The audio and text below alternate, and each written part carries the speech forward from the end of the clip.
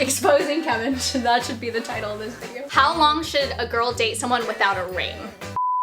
Hi friends, welcome back to the channel. Now you may have noticed subtly that our house kind of got an upgrade, which I'm really excited for. I'll have to insert some pictures of what our place used to look like because truly we've never actually invested in having a home that feels warm and comfortable. Like we've genuinely just gone with the cheapest, crappiest, crummiest option. I think we're finally ready to stop living the broke college student life, which is why we've actually invested in some amazing pieces, and we're so excited to work with Castlery to show you guys our beautiful living room makeover. So what I love so much about Castlery is that they are direct to consumer, so there's no middleman, and so they give you really honest prices. And what was really important to me was also a good return policy. They have a 14-day return policy. They also have warranty. They also have flat rate shipping, and if you need fabric swatches, they can provide that complimentary, which is amazing because you want to make sure it actually matches your home. Okay, do you want to do the grand reveal or do you want me to? Yeah, I will help you. Okay, should I start off? I can be the model. I can be the... You can be the model? Good morning. Welcome to the first item in our collection. This is a TV console from the Seb collection. And it's got nice, cozy, comforting vibes and this mid-century look. It's very well built. Come here and look at the nice wood. There's magnets that close the door. Let's look what's in this top drawer. So these drawers have this nice velvety finish. We have our TV remote. On this side, we do have our same futon couch here. Because you guys know we have a pretty small apartment, it's really important for us to have functional pieces. So this will actually turn into a bed for our guests if we need it to. We did get some new pillows. Everything home decor wise is probably from, if not Target, then from Home Goods. And we did get a new cover, as you can see. It matches the color of the buttons. Welcome to this second piece. We actually got a few of these nightstands, the other ones that are in our bedroom. But this one we're kind of using like a side table, coffee table. And your best is definitely enough. Look at this super cute letterboard that we got. This is again from the same Seb collection. Got the same nice metal handles. Buttles, do you know what's in this first drawer? Wanna come look? Wanna look? Whoa. We've got all of Lucky's goodies in this drawer, and they are obviously really messy looking. We just leave them in the drawer so they're not like out and about. Okay, I'm about to show you my favorite part of the home, and it is the beautiful Seb desk and the Straighto chair that we got with it. Starting off with the chair. So we have this awesome cushion. She's really comfortable, but this chair is truly revolutionary because as you can see, she's got like really good cushion, so I feel like I can sit here all day. She also has a little bit of this darker wood finish, which I really like because it gives it a little bit of contrast instead of having all of the same colors in the living room. And this is my favorite part of the home because if you remember correctly, this desk was actually on another part of the house, and now it is actually next to the windows and it's against a wall, which is amazing. I feel like my productivity is like 300 times better sitting here. This is where all the magic happens, all the ideas. This is where I edit. So she's a really functional workspace. This is the Seb desk. Again, she has that really beautiful rustic mid-century vibes.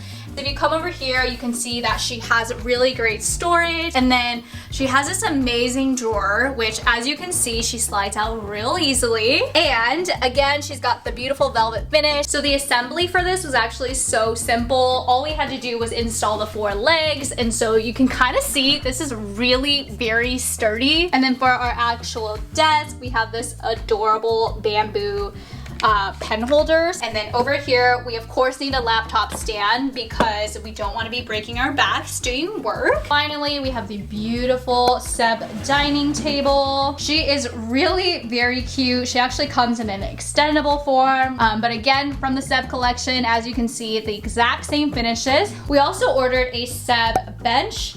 And this one's actually the long one. We decided to get the long bench because if we somehow hosted a Friendsgiving or something, we wanted to make sure we had enough seats for a lot of people. Sometimes when Kevin and I need to work together on a project or something, this is where we like to sit and have our big meetings. And it's also, of course, where we eat our meals, so kind of our favorite area of the home. And then finally, right next to our front entrance, we do have this beautiful sideboard. This is the Lily sideboard, and as you can see, she has this really beautiful wood finish. So I think every home needs sideboards because they are such great storage, and as you can see, we can stuff a bunch of stuff in here. So this is actually Beto's closet. Very sturdy, very functional, very aesthetic. Thank you so much to Castery for sponsoring today's video. Like, truly, our home feels so cozy, so tidy, and we love it so, so much. If you guys are in the market to get some real nice furniture at a very reasonable price, I highly recommend you check out Castery. I will leave all their links to all the items that we talked about today in the description box below.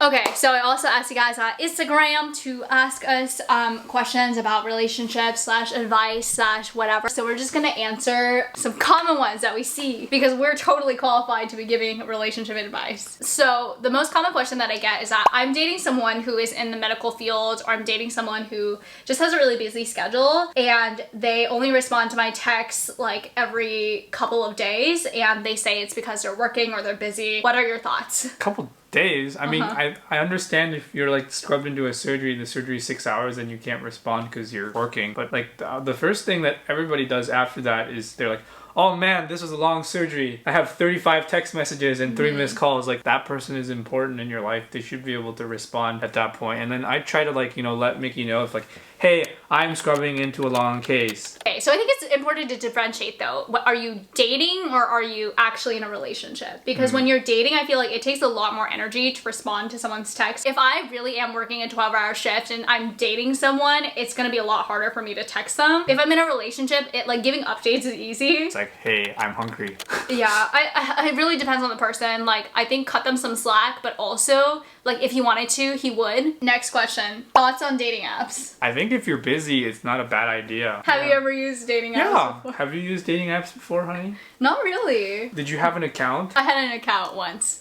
Once for like 3 days? Yeah. I think dating apps are actually great. I think you can like screen like people by like their height, their ethnicity. I love how the first thing that you come about is your height. But I think it's addicting in a negative way. You just like don't appreciate when you like meet people in real life. It becomes like a game rather than something more serious. What are the best dating apps to use in your opinion? Do you have like preference? Are there like stereotypes like Hinge is more for like a long-term relationship? No, I think the ones where you can really put in your information, not like you just put pictures and you swipe, is probably more meaningful. Yeah, I don't know. Okay. Can I ask how long you used dating apps for? Like a couple of years. And was it successful? No.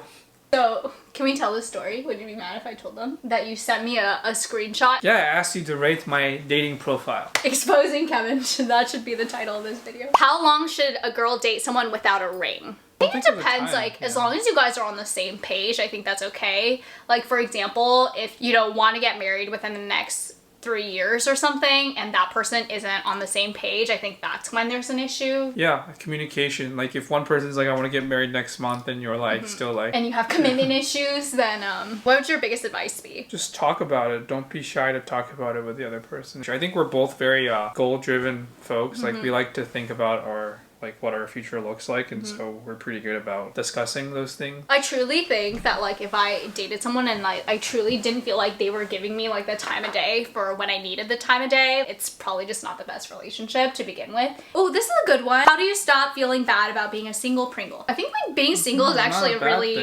really beautiful thing. You have a lot of time for yourself, and I think growth often can get stunted in a relationship. Like when you are on your own, you're in your prime, you're able to focus on yourself, focus on your career, focus on your other relationships, like your family relationships, work out, you know? I think you find out your priorities and what you care about when you're by yourself. Maybe you can find someone who has the same priorities as you. I feel like sometimes like the best things happen not necessarily when you're searching for them too. How does Kevin give you reassurance when he's not available? So we've actually had conversations about this. I think I'm really good at giving words of affirmation to other people because I personally also seek out words of affirmation. And Kevin is someone who, like, you're willing to do 5,000% of the work as long as someone tells you that you're doing a good job. Vice versa. Kevin is very good at acts of service towards me, but I similarly also need words of affirmation, and I'm not that good at that. I need working on it. So remember I wrote you a guide, like a notes app of like things that you could tell me to make me feel better. Well, it's just like things like, oh, you are such a beautiful person. You are such a badass. Like, what happened to all the letters I wrote you? I like read all of them. You're supposed to reread them. I do reread them. How do you tell if a guy likes you? It Makes me feel like I'm middle school answering this question. Depends. He's talking to you a lot then. Or if he's not talking to you at all. It just depends. That's a weird one. I don't know. I always don't understand why people do that ignoring thing. I think if he like goes out of his way to want to spend time with you and texts you more frequently. Ooh, I think a really big sign is when you are done hanging out with someone, when they make plans to like hang out with you the next time. I think that's a really big sign. If they like do nice things for you, like pick you up, open your door, like as they should. I wonder how things are a little bit different during COVID time. Probably is. Ooh, okay. Do you think you and Kevin's relationship would still work out if it was a long distance relationship? I mean, at this point, I think it can work. I think it's hard for relationships to start like that, but once you've already like known each other and have a solid foundation. Because I think a good relationship, you should be comfortable in your own by yourself and also comfortable together. So yeah, I think like truly, as long as you have a finite timeline for like when it ends, like you can't be long distance forever. So as long as there's like an end point, I think it's definitely doable. But it's not without great sacrifice on both ends for sure. It's not fun doing long distance. How do you be your own person or identity in a long-term relationship? I feel like you always just be yourself. I just think that like sometimes you do so much for the other person that it takes away from what you could be doing for yourself. I think for me, it's just really important for me to do goal setting and goal planning and making sure that my relationship is not getting in the way of my actual goals for myself, like my personal goals. And there's plenty of ways to execute that. I definitely, like, I think we all get a little bit lost in long-term relationships, and sometimes you feel less motivated and you don't want to work out, you don't want to... Yeah, but you have each other to motivate. That's true. That's true. What do you think is the most important factor in making a relationship last? I think it's two things. I think it's one, listening to your partner when they have something to say, and giving them positive feedback based on what they're saying. I think one of the worst feelings in a relationship is when you're trying to tell a story or tell someone something and they're not actually hearing you or participating. I think that's a horrible feeling. And I think to compromise, every relationship is gonna have its own issues. Nobody's perfect. Everybody has flaws. And so... Except you. Except me, of course. See, this is how you do it. Boys and girls out there, this is how you do it. You just have to like compromise and learn like what are non-negotiables for each person and like helping them through their challenges. How do you begin a relationship? I feel like people don't really like confess their feelings nowadays. You just start hanging out? Did you like confess your feelings to me? Yeah. Wait, when? Opinions on going out and having friends of the opposite sex. Yeah, I think it's fine. Yeah. I'm happy for Kevin to go and hang out with his girlfriends. As an introvert, I'd rather stay home and not be involved anyways. Yeah, I have to beg her to come to events. One big event a year. Like a whole party. You went to one since we've started residency. I feel like I've been to two. I've been to two! I've been to two! So I can do one a year, see? I have like a special place for animals in my heart though. I can deal with people and their animals. Any last questions you want to answer? What do you think the hardest part of a relationship is? Just trying to learn about like each other's things, and like you have to live with this person. Like as much as you like them, there's parts of them that you have to like figure out how to cooperate with. What is your biggest pet peeve of me? You're not putting stuff in the trash can. I was gonna say that about you. You just like like you don't close the cabinets after you open them. You like leave lids open on stuff. You too. Like there's just stuff. Are you sure it's me? Okay guys, thank you so much for watching this vlog. I hope you enjoyed it. If you guys have any videos that you want to see for the future, leave them down below and we'll go from there. And don't forget you're a 10 out of 10. Don't let anyone ever make you feel otherwise. And can you get the sign? Can you get the sign? And your best is enough. Bye! Special footage from Nabatos.